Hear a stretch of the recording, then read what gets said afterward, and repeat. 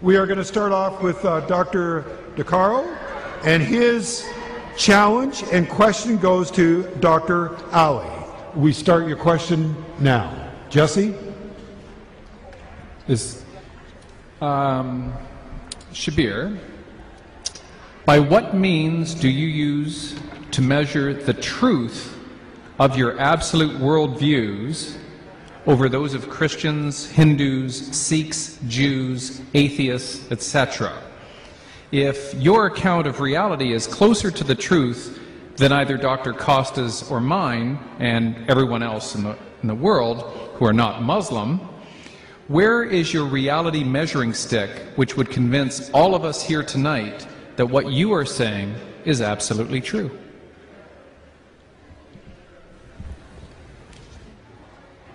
You can also come here. Please.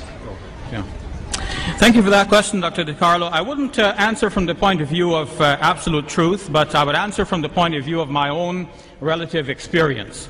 Like all of us, I have a certain history. I've been educated in a certain way. I've been brought up in a certain way.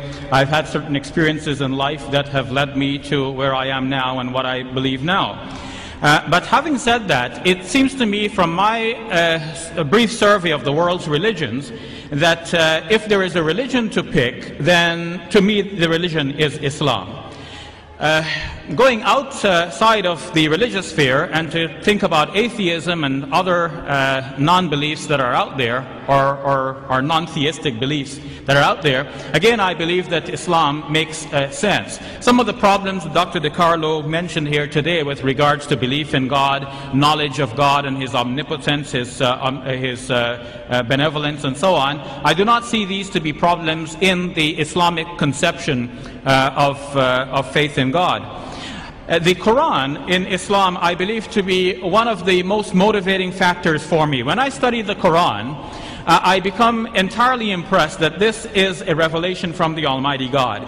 One of the things that confirmed this for me in modern times is noticing that there are certain mathematical patterns in the Quran that go beyond the mere meaning of the text. And this is a modern discovery. Prior to the age of the computer, we were not able to do these studies on the computer. Some people have done studies like this with regards to the Bible. There was Ivan Panin, and more recently Michael Drosnin and Jeffrey Satinover. But all of these studies have been discarded and discounted by those who have reviewed them independently. In the case of the Quran, on the other hand, there are many numerical correspondences between things, between numbers of verses, between numbers of chapters, numbers of words, numbers of letters, and it's forming such a tight-knit composition that it is clear that whoever authored this book has a very deep interest in numbers, has a sharp mind that could keep track of the numbers over the 23 years over which the Quran was being revealed, a piece at a time in a wide variety of circumstances, and didn't tell anybody about this until we can discover it only now. To me, this is the mind of God behind the Quran that we're now discovering. For example, one of these aspects is the number of times words occur in the Quran that are meaningful in terms of the numbers and in terms of each other. For example, tonight our debate is about Jesus. The Quran says that Jesus is like Adam, and the Quran means that but they're both created by God.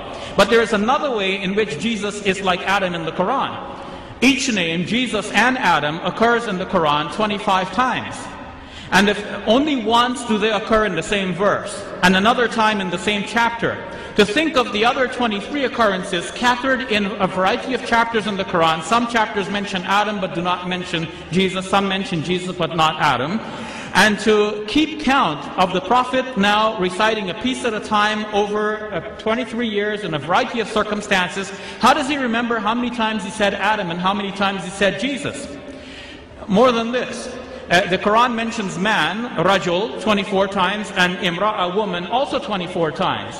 The Quran mentions Satan, an angel. Satan 68 times, angel 68 times as well. The Quran contrasts this life with the life hereafter. Dunya in the Quran occurs 115 times. Akhirah, the life hereafter, also 115 times. What accounts for this phenomenon?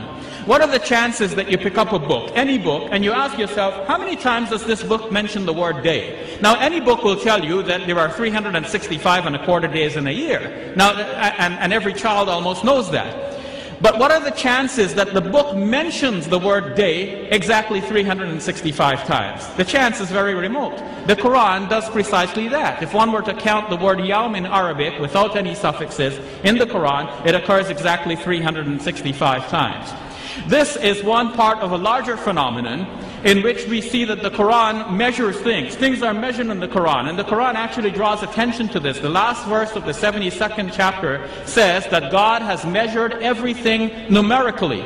No one realized at the time that this was actually about the Quran as well. In fact, there are things in the Quran that are measured numerically, and we're only discovering that now. As Adam Smith said in the world of economics, there is an invisible hand guiding everything. To me, there is the invisible hand of God and the mind of God guiding the revelation and the eventual compilation of the Quran as we have it now. Thank you very much.